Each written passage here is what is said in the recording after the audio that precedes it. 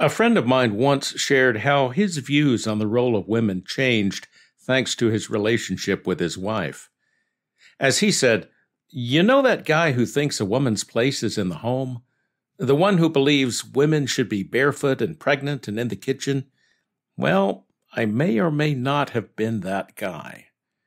My friend broke into a sheepish grin, and his face turned red as he made this confession. Having been through a similar transformation, I understand what he experienced.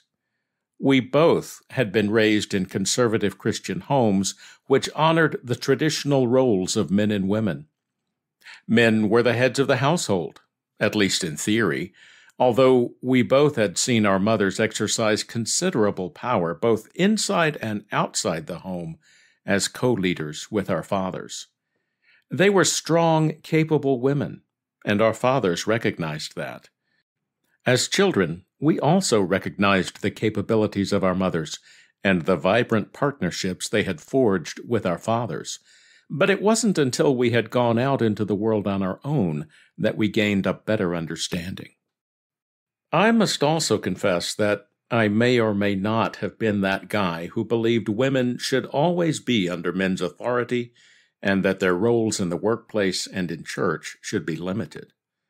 It's the strong, capable women in my life who helped me understand differently. My mother, sister, grandmother, and aunts started the process. Their spheres of influence extended into the community and the workplace. My grandmother, in fact, was among the women who went into the factories during World War II to do jobs previously done by the men who were away at war. Then there's my wife, who helped me understand that male authority in the home did not mean I could have my way at all times in all things. Marriage and parenting require a partnership of two responsible people, not a dictatorship of one over the other. It also helped that my career field in the Army was equally balanced between men and women. At any given time, I could have women as my superiors, peers, and subordinates. After a while, I began to wonder why women in the Army could be high-ranking officers and high-powered sergeants wielding enormous responsibility, but women in the church, at least in my denomination, could not be pastors. Eventually, I concluded that much of the limitation on women's roles was due to culture rather than scriptural principles. This is not an indictment of any denomination. I have a larger point in view, and the role of women serves as a good place to make that point. The story about Zelophehad's daughters introduces the subject. These 5 women approached Moses about a matter of injustice that the Torah did not address.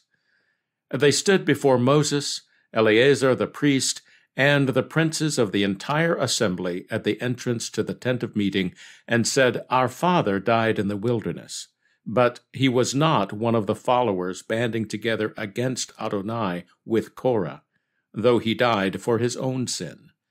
Yet he had no sons. Why should our father's name diminish from his family just because he had no son? Give to us property among our father's brothers."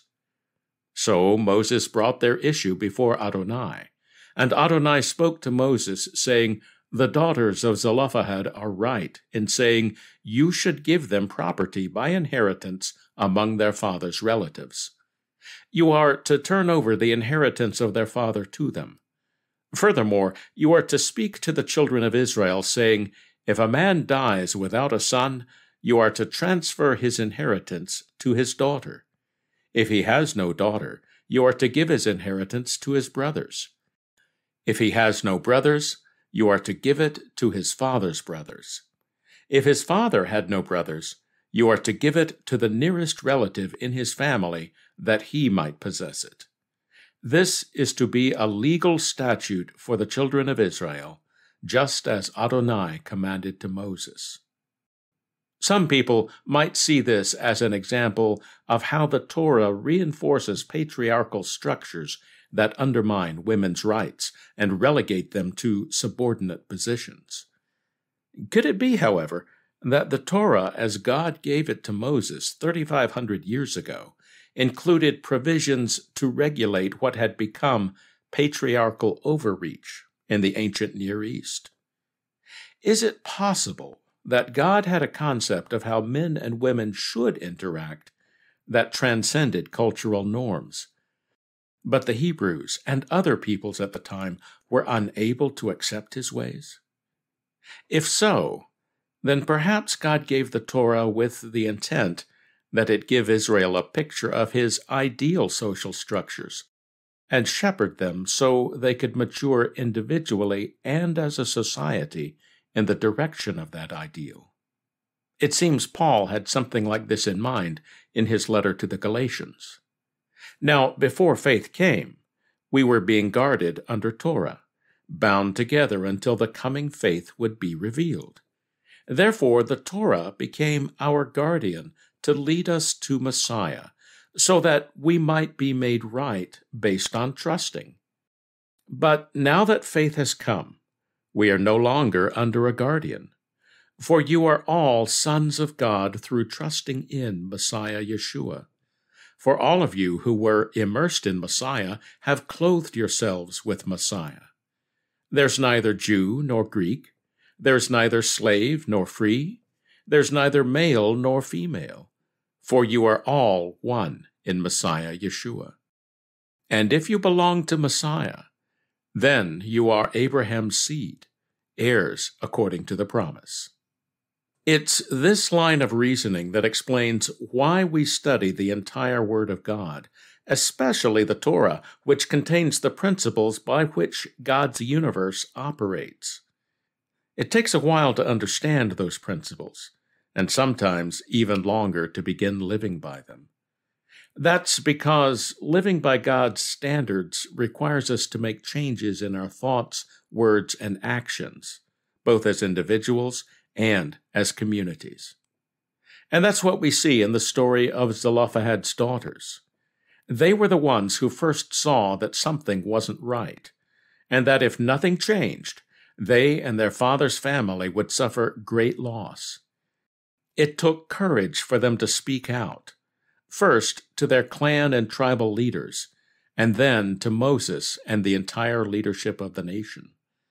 The fact that they were heard is testimony that Israel was ready to make the necessary changes to make things right.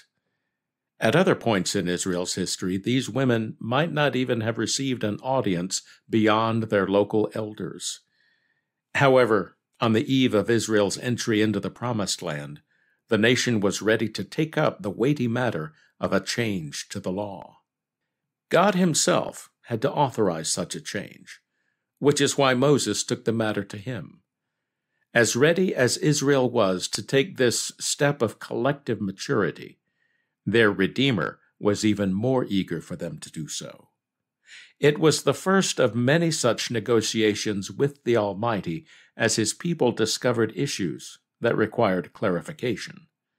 The process continues to this day.